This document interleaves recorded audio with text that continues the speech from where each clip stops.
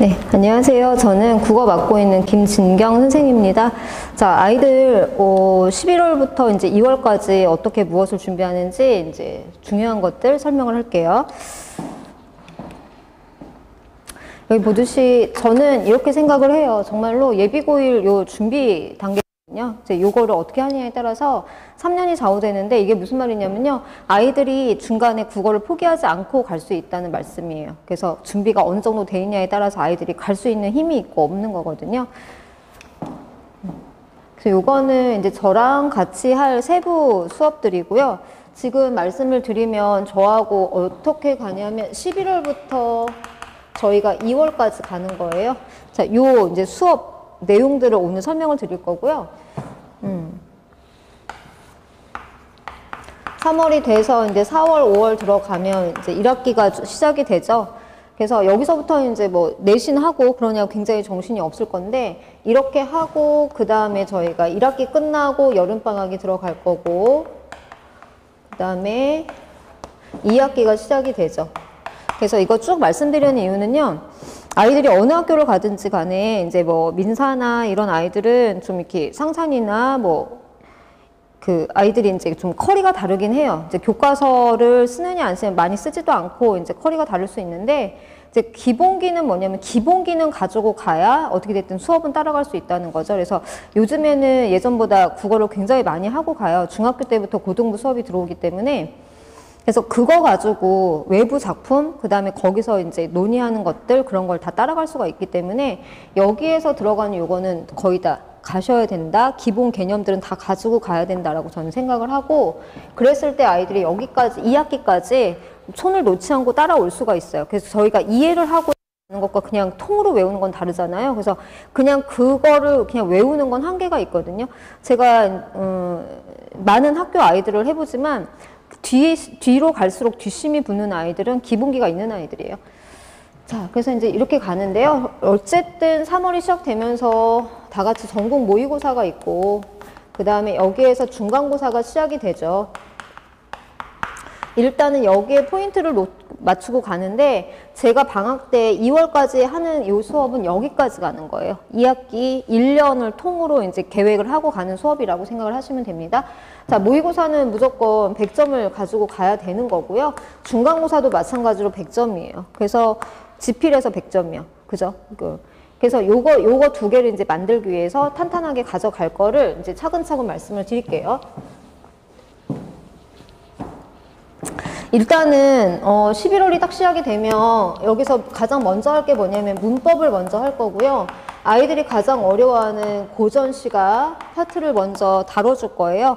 그래서 문법은 어디서부터냐면 이제 시작하자마자 바로 시험을 보는 의문이요. 의문 파트부터 해가지고 중세국어 파트까지가 마지막으로 이제 다 전체적으로 문법을 짚는 거예요. 그래서 아이들이 1년에서 문법을 처음부터 끝까지 순서대로 다 정리할 수 있는 건 겨울방학밖에 없어요. 그래서 여름은 너무나 짧기 때문에 여름방학 때는 이제 뭘 할 거냐면 여름방학에는 2학기 준비를 할 거잖아요. 2학기가 들어가는데 이 2학기에서 필요한 것들을 선별해서 하는 거예요. 그런데 그때 처음 접하면 이미 망했어요. 왜냐하면 여름방학은 4주 정도밖에 안 되기 때문에 이 짧은 시기에 무엇을 다시 한다는 거는 너무 어렵죠. 그럼 뭘 하는 거냐면 이 4주에서 저는 복습을 할 거예요. 어떤 것에 대한 복습이냐? 우리가 여기에서 지금 11월에서 2월까지 했던 걸 다시 한번 여름에 복습을 시켜주고 2학기를 맞이를 할 거죠. 그러니까 제가 1년을 준비한다고 말씀을 드리는 거예요. 자, 그래서 여기 4주에서 복습이 들어가는 파트가 당연히 여기 문법 파트 들어가는 거고요. 문법에서는 여기 뭐냐면 중세문법이에요. 그 다음에 고전문학이 들어갈 거예요. 그래서 요거는 중간 점검을 해야 돼요. 그냥 점검이지 개념을 넣어주는 거 아니에요. 개념은 여기에서 할 거예요. 네, 그래서 문법과 고전시가를 먼저 시작을 할 건데 문법 같은 경우에는 지금 8번에 걸쳐서 8회에 걸쳐서 정리가 들어갈 거고요. 그다음에 고전시가도 거의 한 수업은 5회 정도 해가지고 이제 마무리가 될 거예요. 그러면 제가 11월에서 11월부터 2월 말까지라고 했잖아요. 2월까지 가는 건데 그럼 중간에 끊기죠. 그러면 이거는 먼저 하는 이유가 먼저 빼놓고 2월 말까지 계속 복습을 시킬 거예요. 어떻게 복습을 시키냐면 고전 시간은 어휘예요. 어휘와 개념을 계속 테스트를 보고 작품을 주면서 저희가 고전 시가가 지금 100개 정도 들어갈 거거든요. 100개를 다 끝낸 다음에 2월 말까지 다시 한번 앞에서부터 돌리는데요. 이제 테스트로 돌리는 거예요. 왜냐면 어휘를 계속 외울 거니까. 그래서 요거 복습시키고 문법은 계속 문제를 풀리면서 이것도 개념 테스트를 계속 볼 겁니다. 그래서 2월 말까지 가져간다 보시면 돼요. 그래서 저는 이걸 하기 위해서 문법과 고전 시가 파트를 먼저 끝내는 거거든요. 네. 그러면 아이들이 여기 보시는 것처럼 출판사 그 교과서가 이제 그 많이 뭐 비주류다 막 이런 거 빼고 거의 한 5개로 묶이거든요. 그러면 그 5개 출판사, 그러면 고1 거만 하는 게 아니에요. 고1, 고2의 그 교과서 일단 기출문제 그걸 풀려요. 이게 이제 쉬운 문제로 해가지고 이걸 다 풀리는데 이거 풀고 나서 이제 요거만 푸는 게 아니고 교육청하고 수능 기출까지 다 가는 거예요. 모의고사 문제까지 싹 다 풀리는 거예요. 그 다음에 학교에서 본 기출문제. 다 풀리거든요. 아이들한테 이제 말을 하죠. 처음부터 이걸 다 풀 수는 없어요. 그래서 처음에는 고1 거 주고, 고2 거 주고, 그 다음에 모의고사 평가원 거 주고, 그 다음에 수능 기출 주고, 그 다음에 기출 문제 주는데 어떤 문제가 제일 어렵냐? 학교에서 내는 기출 문제가 제일 어려워라고 얘기를 해요. 이게 가장 어렵거든요. 그래서 이미 얘는 학교 가기 전까지 저희가 시험 딱 들어가면 푸는 문제를 싹 다 풀고 간다고 보시면 돼요. 자, 그렇게 가는 거고, 그 다음에 아까 말씀드렸듯이 계속 반복을 시킬 거예요. 네. 자, 그 다음에 이제 요거 먼저 고전 시가 먼저 말씀을 드릴게요. 그래서 고전 시간은 100편으로 정리한다고 저기 써 있는데 저 100개는 그렇게 중요하지 않아요. 개수가 중요한 게 아니고요. 뭐가 중요한 거냐면 여기 어휘하고 개념 정리라고 되어 있잖아요. 요 어휘와 개념이 중요한 거예요. 그래서 저 어휘 개념을 외우지 않으면 아주 고등학교 내내 고전 때문에 정말 고전하게 만드는 거거든요. 근데 저걸 한번 외워놓으면 그냥 쉽게 갈 수 있어요, 3년을. 그래서 외울 거면, 이미 할 거면 그냥 지금 해버리는 게 낫죠. 그쵸? 그래서 어휘하고 개념이 거의 한 100개 정도 되는데요. 이거를 잘라서 외우게 하고 계속 테스트를 보면서 그러고 제가 작품 100개를 이제 하는 이유는 여기에다가 대입을 시켜가지고 작품을 보여줄 거예요. 자, 봐봐. 이 어휘 외우니까 이 작품이 해석이 되잖아. 그래서 이 어휘에 이렇게 해석하면 돼. 하고 그 100개를 그냥 연습용이지 작품이 중요해서 보여주는 거 아니야. 물론 100개가 저희가 이제 1, 2, 3학년 3년 동안 볼 수 있는 평시조예요. 단형시조. 그거는 다 들어가 있어요. 네, 선생님들이 내신에서 뭐 선택지로 무지하게 내시죠. 그 다음에 외부 작품이 무지하게 많이 들어오는 학교들이기 때문에 여기를 하지 않고 외부 작품을 하지 않고는 굉장히 힘들어질 거예요. 그래서 여기 100개 안에서는 1, 2, 3학년 때 볼 수 있는 평시조가 다 있다고 생각을 하시면 됩니다. 네. 자, 그래서 고전 어휘를 해놓고 2월 말까지 돌릴 거고요. 자, 그 다음에 제가 가장 중요하게 방학 때마다 중요하게 하는 게 이제 문학 개념 정리인데요. 이거는 여름방학에 또 한 번 할 거예요. 그러면 다음 겨울방학에도 또 하죠. 계속 개념 정리 들어가는데요. 아이들이 이거 한 번 들으면 알 것 같죠? 절대 몰라요. 지금 해놓고 여름방학에 가갖고 다시 하면 아이들이 대답을 못해요. 그러니까 이것도 문법이나 뭐 저희가 단어 외우는 것처럼 계속적으로 외워줘야 되는 수업인데 이제 요게 뭐가 중요하냐면요. 이걸로 선생님들이 이제 선택지를 만드시는 거예요. 선택지가 이제 이중 선택지로 들어오는데 아이들이 가장 낮게 이런 거죠. 개념이 아마 1학년 딱 시작하면서부터 개념으로 승부를 보실 거예요. 어려운 학교들은 요거 가지고 이중선지 함정을 만드시는 거거든요. 그래서 여기에서 이제 저희가 알듯이 예를 들어서 뭐 표현 기법들이에요. 의인법을 썼다. 그러면 여기에서 이제 끝나는 게 아니고 친근감이 나타난다. 의인법을 사용해서 친근감 나타난다. 이게 이중선지거든요. 이렇게 얘도 맞고 얘도 맞아야죠. 근데 어렵게 나는 학교들에서는 어디까지 가냐면요. 이렇게 해가지고 그러면 거리감은 어떤데? 거리까지 물어봐요. 그러니까 조건이 더 들어오는 거죠. 이럴수록 어려운 건데 아이들은 여기까지는 이제 중학교 때 여기 친근감이 있어. 여기까지는 중학교 때 아마 배웠을 거예요. 그런데 여기까지는 이제 더 펼쳐 나가면 여기까지는 모르는 거죠. 하나가 조건이 더 붙으면 여기는 아예 모르는 거죠. 왜 그렇게 되는지를 이 개념 수업을 통해서 잡아주는 거예요. 이거는 외우는 게 한계가 있거든요. 왜냐하면 선생님들이 국어는 이 어휘를 선생님마다 다 다르게 쓰세요. 그래서 되게 문제를 특이하게 그 교과서에서 거의 안 내시는 분들, 그 다음에 좀 독창적으로 내시는 그런 학교에서는 어휘 사용이 되게 특이하세요. 그러니까 일반적으로 저희가 내신이나 수능에서 쓰는 그런 어휘를 쓰지 않으시고 선생님 자체적으로 그 어휘를 그냥 만들어서 쓰시거든요. 네, 그렇게 수업을 하시고. 그러니까 아이들이 문제를 아무리 풀어도 성적이 안 나와요. 막 그러거든요. 네. 오늘 이제 준비하시는 이 학교들이 거의 대부분 그런 학교들인데, 자, 그러면 거기에서 이제 어떻게 벗어나야 되냐면 탄탄한 개념을 갖고 있는 수밖에 없어요. 거기에다가 플러스 어휘 같이 외워야죠. 그런데 어휘가 하루아침에 외운다고 되는 건 아니잖아요. 근데 가장 좋은 방법은 뭐냐면 아이들한테 얘기해요. 핸드폰 어플에 핸드폰 겉에다가 어플을 깔아라. 근데 공부 열심히 하는 아이들은 또 핸드폰 안 갖고 다니기도 하잖아요.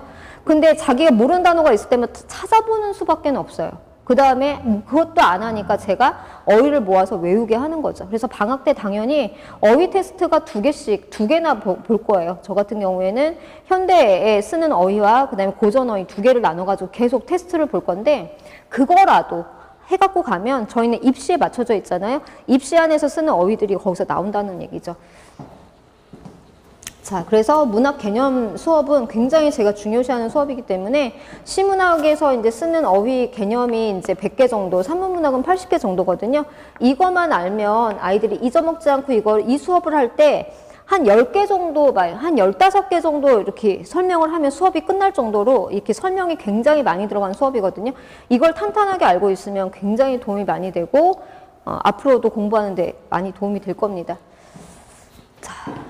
이게 문학 개념 수업이고요. 자, 그 다음에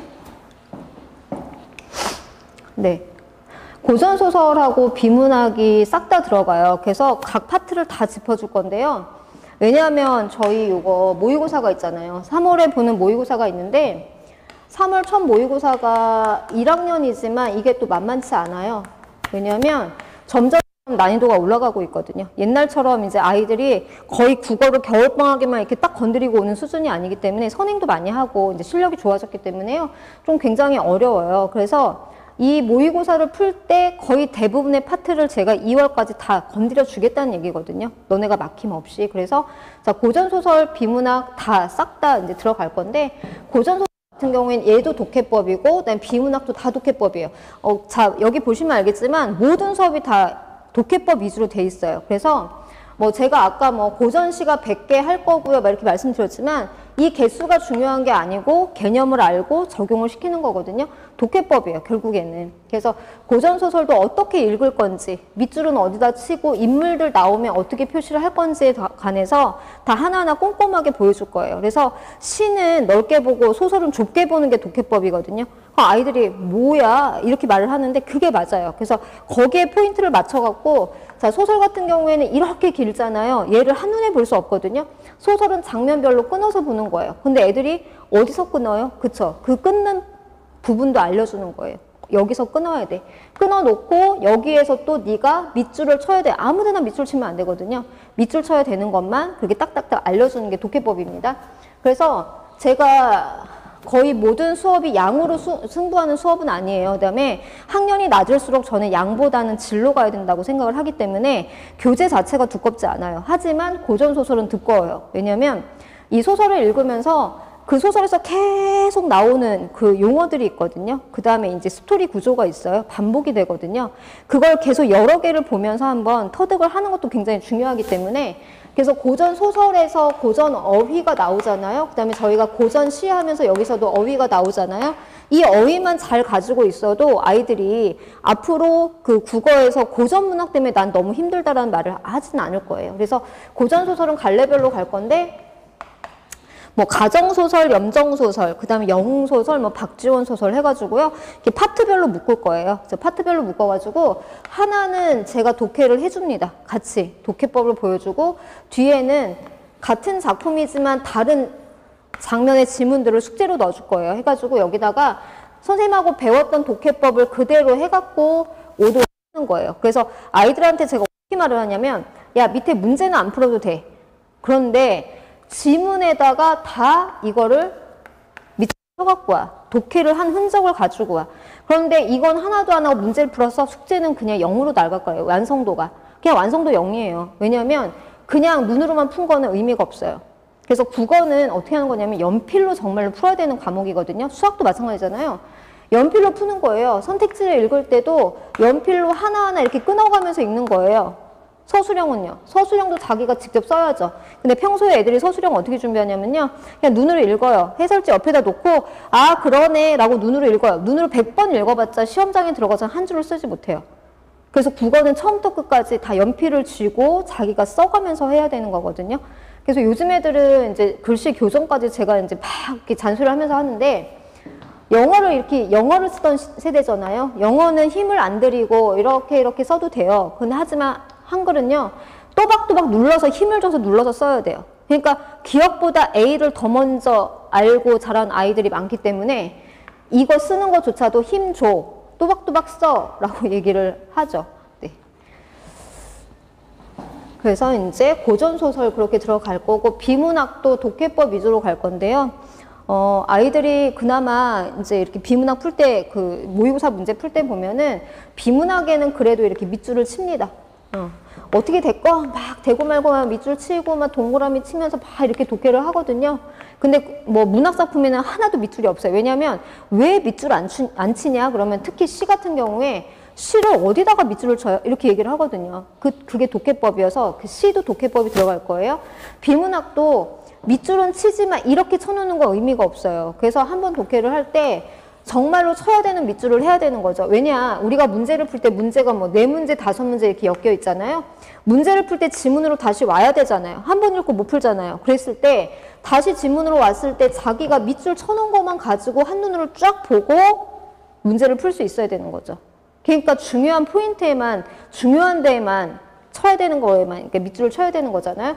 그래서 그것도 이제 독해법이기 때문에 그거를 훈련을 시킬 거예요. 정말로 밑줄 칠 때만 치자. 이제 이렇게 가는 거죠. 자, 그 다음에 앞으로 가셔서 이제 현대시 파트인데요. 네. 현대시는 저의 목표가 저거예요. 낯선 시 나와도 당황하지 않고 연필 들고 독해하는 거. 나 뭐 괜찮아. 그냥 뭐 비문학이다 생각하고 현대식 독해할 수 있어.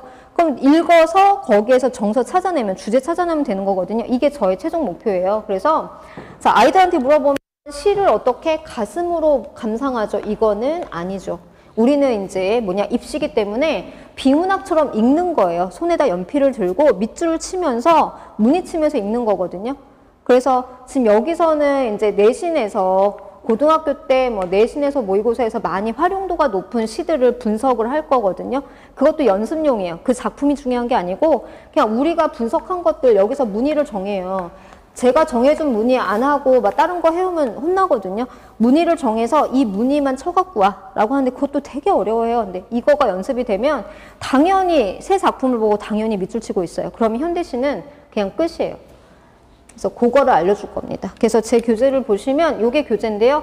일단 시에서 제목 먼저 보고 들어가서 제목 보는 방법부터 다 빈칸을 뚫어가지고 여기에 다 쓰게 할 거예요. 그래서 교재가 두껍진 않은데 빈 여백이 굉장히 많아요. 수학 교재처럼 해갖고 자기가 쓰면서 직접 시를 독해하면서 찾아가는 방법들을 알려줄 거예요.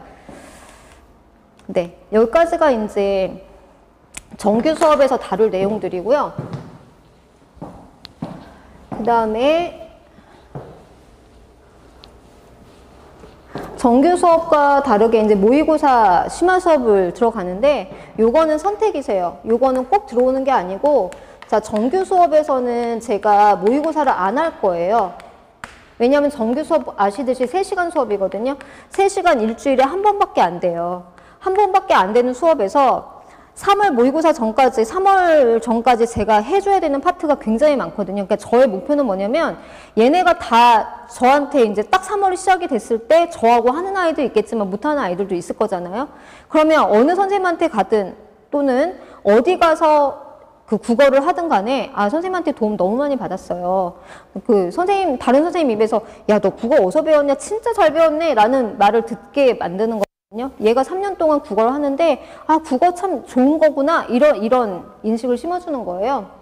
그래서 정규 수업은 할 게 너무 많고 빡빡하게 채워도 3시간 이상이 걸리는 수업이어서 3시간 빡빡하게 갈 거고 그 시간에 모의고사를 나눠주고 풀리고 절대 그렇게 하지 않아요. 네. 그래서 이제 어떤 어머니들은 그럼 수업을 4시간 수업을 하시고 반반 잘라갖고 모의고사 한 번에 왔을 때 다 해달라.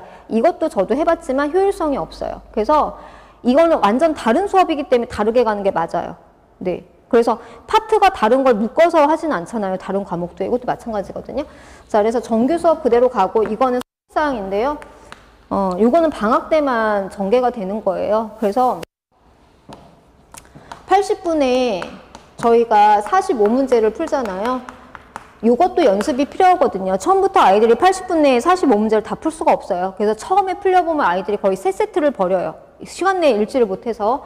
그러면 그걸 어떻게 할 것이냐, 그걸 연습을 시키는 거죠. 그래서 자, 아이들이 12월 달에 방학을 하면 2월 말까지 그 방학 동안 일주일에 화수목이 지금 깔릴 건데 화수목 중에 시간 되는 날 들어오시면 되고요. 그 모의고사 시간이 아침 8시 반부터잖아요. 8시 반에서 10시까지가 이제 저희 국어 보는 시간인데 이 시간과 동일하게 깔아서 시험을 봐요. 아이들 오게 해가지고 OMR 나눠주고 해가지고 다 똑같이 보거든요. 보고 하는 건데 이 시간이 너무 힘들다 하는 아이들은 뒷시간을 좀 한 2타임을 정도 깔아가지고 들어올 수 있게 합니다. 근데 요거는 제가 직접 이제 1대1로 하는 수업이기 때문에 많은 아이들을 받을 수가 없어요. 그래서 이제 인원수 제한이 있고 해서 미리 예약을 해주셔야 되는 수업이거든요. 그래서 한번 받아본 아이들은 이제 효과가 좋으니까 1학년 때 온 녀석들이 3학년 때까지 방학 때마다 계속 와요. 그래서 민사하고 뭐 상상고 이런 애들 굉장히 많이 들어오는 그런 수업이거든요. 자, 그래서 그냥 문제 풀고 가는 게 아니에요. 80분은 다 문제를 푸는데 문제 풀고 나서 제가 1차 오답을 시켜요. 그래서 1차 오답에는 이제 해설지를 주고 채점을 하게 하죠. 그래서 채점하고 나서 이 분석표를 쓰게 하는데 분석표는 자기가 틀린 것만 이렇게 체크를 하는 거예요. 맞은 거 소용없어요. 뭐 점수가 중요한 게 아니에요. 그래서 네가 뭘 틀렸냐 그걸 빨리 제가 아는 게 더 중요한 거거든요. 그래서 모르면 모른다고 얘기를 해라. 아는 척 하지 마라. 왜냐하면 그게 너한테 다 더 득이 되니까. 그래서 자, 틀린 걸 보고 그러면 아이들이 이제 분석표가 한 2개 정도 모아지면 아예 약점 유형이 나와요. 그러면 거기에서 약점 유형만 추려가지고 약점 유형에 대한 뭐가 나가냐면 개별 과제가 나갈 거예요. 그래서 고1 모의고사를 처음에 풀릴 거예요. 왜냐하면 제가 얘네들 실력을 모르니까. 그래서 어떤 부모님은 이제 미리 소스를 주세요. 얘는 어디까지 풀었는데 몇 점이 나왔다. 그러니까 고1이어도 고2 거를 풀어달라라고 하시면 그거에 맞춰서 가거든요. 근데 이제 그런 거 없이 처음에 똑같은 걸 풀리고 그런데 똑같은 문제를 풀렸어도 그 다음에는 다른 모의고사가 나가요. 왜냐하면 걔한테 맞춰진 게 가거든요. 똑같은 고1이어도 어떤 애는 고1 거 풀지만 어떤 애는 고2 거를 풀 거고요. 어떤 애는 고3 초반 거를 풀 수도 있어요. 이건 능력에 따라 다른 거거든요. 그러면 그거에 따른 똑같은 모의고사여도 개별 과제는 다 다르게 나가는 거예요. 그래서 보기 문제가 취약한 아이들, 적용 문제가 취약한 아이들, 다 아이들마다 그 취약점이 다 다르거든요. 그거에 대한 보완이 들어가는 거예요. 그러면 풀면서 어떻게 80분 동안 풀 것이냐 저하고 상의를 하거든요. 1번부터 45번까지 그냥 차례대로 푸는 건 이건 미친 짓이에요. 그럼 어떻게 하냐? 너한테 맞춰준 방법을 찾아가는 거예요. 모의고사 푸는데 어떻게 풀래?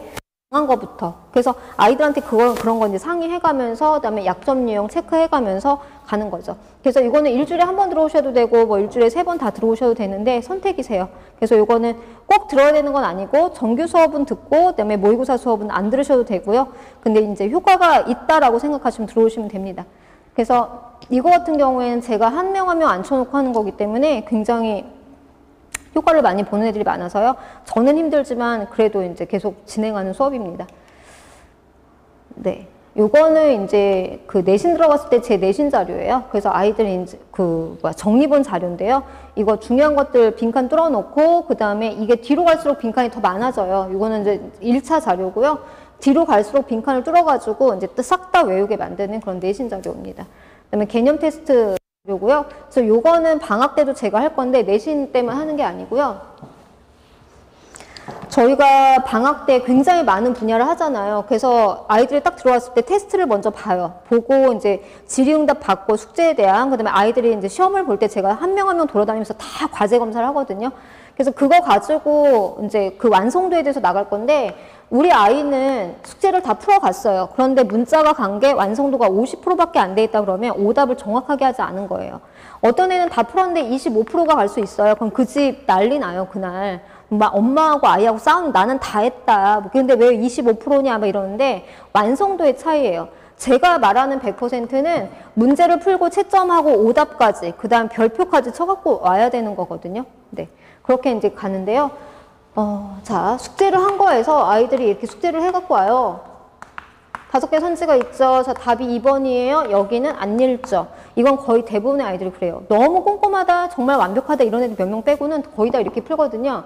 중요한 개념들 다 놓쳐버리는 거죠. 그래서 이거를 제가 선택지를 문제로 만들어갖고 OX를 다 만들어버리는 거예요. 그래서 문법도 뭐 현대시도 뭐 고전시가 다 마찬가지예요. 그래서 아이들한테 숙제 안에서만 낼게라고 약속을 하고 내요. 정말 밖에서 절대 내지 않거든요. 그럼에도 불구하고 아이들이 이 선지, 자기가 봤던 선지를 풀어갖고 OX를 달아놓으면 다 틀려요. 문제, 그 숙제를 그렇게 해갖고 오는 거예요, 애들이. 그래서 다시 한번 확인해주는 그런 테스트거든요. 그래서 개념 테스트입니다. 자, 문제풀이 단계인데, 이거는 저희 아까 말씀드렸죠. 문법도 1단계, 2단계로 올라가면서 가는 거예요. 그래서 문제를 선별해가지고 단계별로 나눠줄 겁니다.